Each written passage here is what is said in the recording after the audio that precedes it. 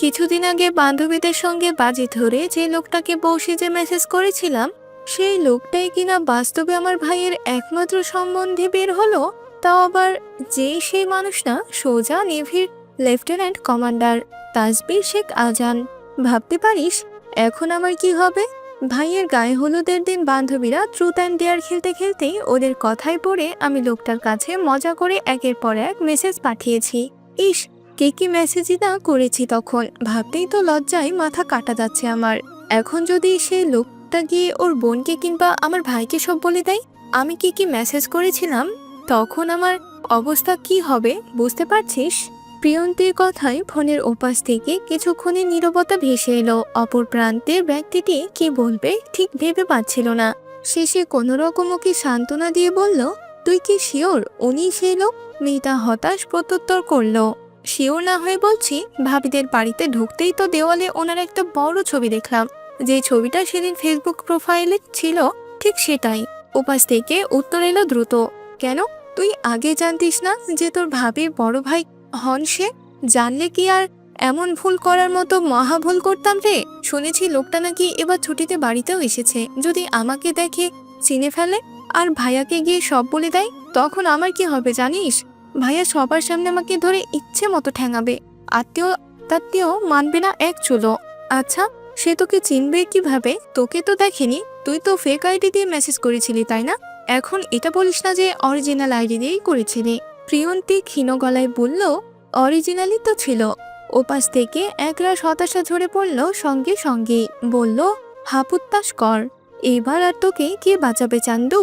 শুনেছি এই অফিসাররা খুব অ্যাংরি মাইন্ডের হয়, ইগো নাকি আকাশচুম্বী। ওনার ইগোতে যদি লেগে যায় তাহলে আজ তোর আর রক্ষে নেই, ধরে রাখ। তবে একটা কাজ করতে পারিস, লোকটা তো তোকে দেখেনি এখনো, তার আগেই না হয় তুই ওকে এই বাড়ি থেকে কেটে পড়। প্রিয়ন্তী ঘড়ির কাঁটার দিকে তাকালো, রাত 1টা পেরিয়ে গেছে ইতিমধ্যে। এই সময়ে বাড়ি ফেরা অসম্ভবই প্রায়। ওদের বাসা যেতেই তো লাগবে 2-3 ঘন্টা, তার উপর মধ্যরাত। এত রাতে তো যেতেও পারবো না রে। তাহলে আজকে কোনো রকম গা ঢাকা দিয়ে থাক, কালকে সকালে লোকটা দেখার আগে কেটে পড়িস, এছাড়া আর কোনো উপায় দেখছি না। বান্ধবীর শেষ কথাটা প্রিয়ন্তীর মনে গাঁথলো, সায় মিলিয়ে জানালো তাতে, হ্যাঁ সেটাই ভালো, আজ না হয় কোনো রকম লুকিয়ে থাকি রুমে, সকাল হলেই এই বাড়ি থেকে আমায় আর পাই কে? কেন আমাকে ডাক্তার দেখাবেন না মিস প্রিয়ন্তী? অমনি পেছন থেকে ভারী পুরুষালী গমগমে সুরে অন্তরাত্মা কেঁপে উঠল প্রিয়ন্তীর। ফ্যাকাশে মুখখানা চুপসে গেল পুরোদমে, গলা শুকিয়ে কাঠ হলো।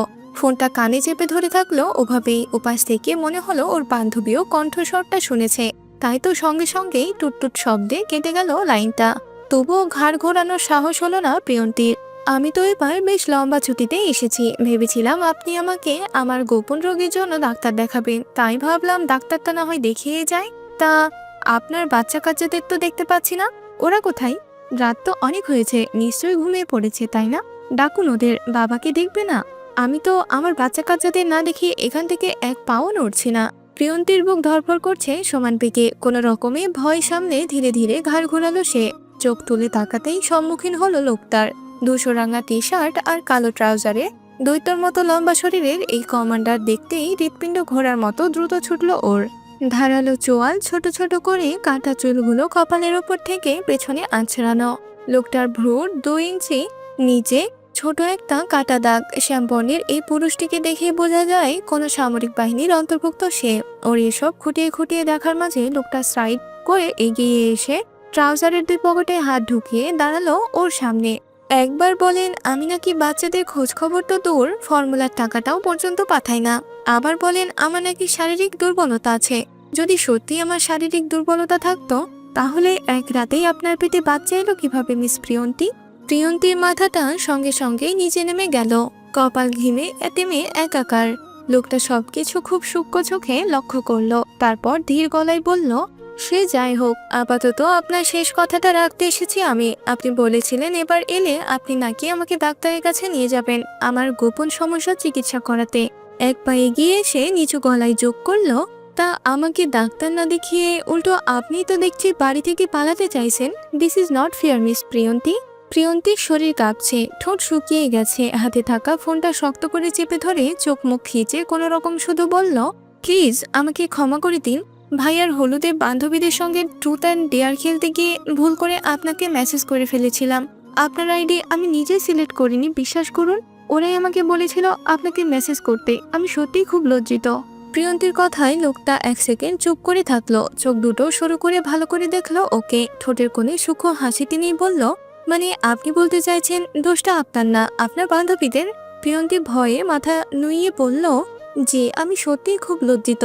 লোকটা হালকা হেসে এক ধাপ এগালো কাছে, খুব কাছে, প্রিয়ন্তীর নিঃশ্বাস আটকে যাওয়ার মতো কাছে। লজ্জিত হলে চোখে চোখ রেখে কথা বলতে হয় মিস। এভাবে মাথা নামিয়ে রাখলে তো মনে হয় আপনি আবার অন্য কিছু প্ল্যান করছেন। প্রিয়ন্তী তড়িঘড়ি করে মাথা তুলল, চোখে চোখ পড়তে আবার নামিয়ে ফেলল দ্রুত। নত মস্তিষ্কে উত্তর করল, না না, আমি কিছু প্ল্যান করছি না। লোকটা ভ্রু তুলল সামান্য, বলল, তাহলে ভয় পাচ্ছেন নাকি আমাকে? জি। আমাকে দেখে? কেন? প্রিয়ন্তী কাপা গলায় বলল, জি মানে আমি আপনার সঙ্গে ওইসব। লোকটা হেসে ফেলল, শব্দ করেই হাসলো, এরপর বলল, ওইসব মানে? এক রাতে বাচ্চা, দুধের টাকা, গোপন রূপ, সেই সব? প্রিয়ন্তীর মুখ লাল হলো, লজ্জায় মিলিয়ে গেল। মেয়েটা এবার নিজের স্বরে বলল, প্লিজ এসব বলবেন না। লোকটা ইচ্ছে করে আর একটু টিজিং টনে বলল, কেন? তখন তো খুব সাহসী ছিলেন, তাহলে এখন এত ঘাবড়াচ্ছেন কেন? প্রিয়ন্তী খুব করে চাইলো এখান থেকে এক দৌড়ে পালাতে, একবারে লোকটার চক্ষু সীমার বাইরে পালাতে। তবে পা দুটো ওর সঙ্গে বিশ্বাসঘাতকতা করলো, কথা শুনলো না ওর, জমে রইল জায়গাতেই বেইমান পা। একজন নেভি কমান্ডারের সঙ্গে এরকম ফান করার জন্য আপনার কি শাস্তি হওয়া চাই বলুন তো? অমনি ফ্যালফ্যাল চোখে তাকালো প্রিয়ন্তী, চোখে পানি টলমল করছে ওর। লোকটা যদি সত্যি ওর ভাইকে বলে দেয় তখন কি হবে ভাবতেই ওর বুকটা দুমড়ে মুচড়ে আসে ভয়ে। জড়তা মিশ্রিত গলায় টেনে টুনে দুখানা বাক্য বের করে আনে কোনো রকমে, দয়া করে ভাইয়া বা ভাবিকে কিছু বলবেন না প্লিজ। ওনারা জানলে লজ্জায় আমার মাথা কাটা যাবে, সবাই হাসবে আমাকে নিয়ে, ভাইয়াও খুব রেগে যাবেন। তো আমি কেন আপনার অনুরোধ শুনবো? আমাকে সেসব কথা বলার সময় লজ্জা লজ্জা ফিল হয়নি আপনার? আরো অনেক কিছুই তো বললেন সেদিন, আমার নাকি পেট পারফরমেন্স একদমই যাচ্ছে তাই ভয়েই নাকি আপনার কাছ থেকে পালিয়েছি আমি। ও না না, গা ঢাকা দিয়েছি তো, এখন তো এসেছি। এই যে দেখুন আপনার সামনেই দাঁড়িয়ে আছি দিব্যি, মেসেজগুলো কিন্তু এখনো আছে। আপনি চাইলে আমি আবার আপনাকে পড়ে শোনাতে পারি। শোনাবো? লজ্জায় দুই কান দিয়ে রীতিমতো ধোয়া বের হচ্ছে প্রিয়ন্তীর। মনে মনে শপথ করলো এ যাত্রায় এ বাড়ির চৌকাট পেরোতে পারলে জীবনেও আর এ বাড়ির অন্তর্মুখী হবে না ও, ভুলেও না। তাই টলমল চোখে দুহাত জোর করে মিনতি করলো, আমার ভুল হয়ে গেছে, আমাকে ছোট বোন মনে করে মাফ করে দিন না প্লিজ। এই যে দিব্যি কেটে বলছি, আমি আর কখনো কোনোদিনও কারোর সঙ্গে এমন ইয়ার্কি করবো না। ইভেন আর কোনোদিনও ট্রুথ অ্যান্ড ডেয়ার গেমসই খেলবো না, প্রমিস। তা তো হবে না। যেখানে আপনি আমার পুরুষত্ব নিয়ে প্রশ্ন ছুড়েছেন, আমাকে কটাক্ষ করেছেন, বিনিময়ে তার পানিশমেন্ট পাবেন না? একজন লেফটেন্যান্ট নেভি কমান্ডারের পুরুষত্ব নিয়ে মজা করার সুবাদে তার শাস্তি স্বরূপ আপনাকে এই আমার সঙ্গে, আপনার ভাষায় এই নিরামিষ পুরুষটার সঙ্গেই সারা জীবন কাটাতে হবে। মিস থেকে মিসেস আজান সিদ্দিক হতে হবে। আমার নামে ট্যাগ লাগিয়ে পুরো একটা জীবন পার করতে হবে আপনার। ট্রাউজারের পকেটে 2 হাত ঢুকিয়ে সামান্য ঝুঁকলো তাসধীর, কণ্ঠ খাদে নামিয়ে এক বাক্যই বলল, বউ হবেন আমার, এই নিরামিষ পুরুষের আমিষ বউ। কিছুদিন আগে বান্ধবীদের সঙ্গে বাজি ধরে যে লোকটাকে বউ সেজে মেসেজ করেছিলাম, সেই লোকটাই কিনা বাস্তবে আমার ভাইয়ের একমাত্র সম্বন্ধে বের হলো। তাও আবার সেই মানুষটা সোজা নেভির লেফটেন্যান্ট কমান্ডার তাসবির শেখ আজান। ভাবতে পারিস এখন আমার কি হবে? ভাইয়ের গায়ে হলুদের দিন বান্ধবীরা ট্রুথ অ্যান্ড ডেয়ার খেলতে খেলতেই ওদের কথায় পড়ে আমি লোকটার কাছে মজা করে একের পর এক মেসেজ পাঠিয়েছি। ইস, কি মেসেজই না করেছি তখন, ভাবতেই তো লজ্জায় মাথা কাটা যাচ্ছে আমার। এখন যদি সেই লোকটা গিয়ে ওর বোনকে কিংবা আমার ভাইকে সব বলে দেয় আমি কি মেসেজ করেছিলাম, তখন আমার অবস্থা কি হবে বুঝতে পারছিস? প্রিয়ন্তীর কথায় ফোনের ওপাশ থেকে কিছুক্ষণের নীরবতা ভেসে এলো। অপর প্রান্তের ব্যক্তিটি কি বলবে ঠিক ভেবে পাচ্ছিল না। শেষে কোনো রকম ওকে সান্ত্বনা দিয়ে বলল, তুই কি শিওর উনি সেই লোক? মেয়েটা হতাশ প্রত্যুত্তর করলো, শিওর না হয়ে বলছি, ভাবিদের বাড়িতে ঢুকতেই তো দেওয়ালে ওনার একটা বড় ছবি দেখলাম, যে ছবিটা সেদিন ফেসবুক প্রোফাইলে ছিল ঠিক সেটাই।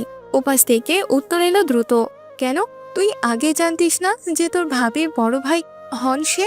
জানলে কি আর এমন ভুল করার মতো মহা ভুল করতাম রে। শুনেছি লোকটা নাকি এবার ছুটিতে বাড়িতেও এসেছে। যদি আমাকে দেখে চিনে ফেলে আর ভাইয়াকে গিয়ে সব বলে দেয়, তখন আমার কি হবে জানিস? ভাইয়া সবার সামনে আমাকে ধরে ইচ্ছে মতো ঠ্যাঙাবে। আত্মীয় তাত্মীয় মানবে না এক চুলো। আচ্ছা, সে তোকে চিনবে কিভাবে? তোকে তো দেখেনি, তুই তো ফেক আইডি দিয়ে মেসেজ করেছিলি তাই না? এখন এটা বলিস না যে অরিজিনাল আইডি দিয়েই করেছিলি। প্রিয়ন্তী ক্ষীণ গলায় বলল, অরিজিনালই তো ছিল। ওপাশ থেকে একরাশ হতাশা ঝরে পড়ল, সঙ্গে সঙ্গে বলল, হাপুত্তাস কর।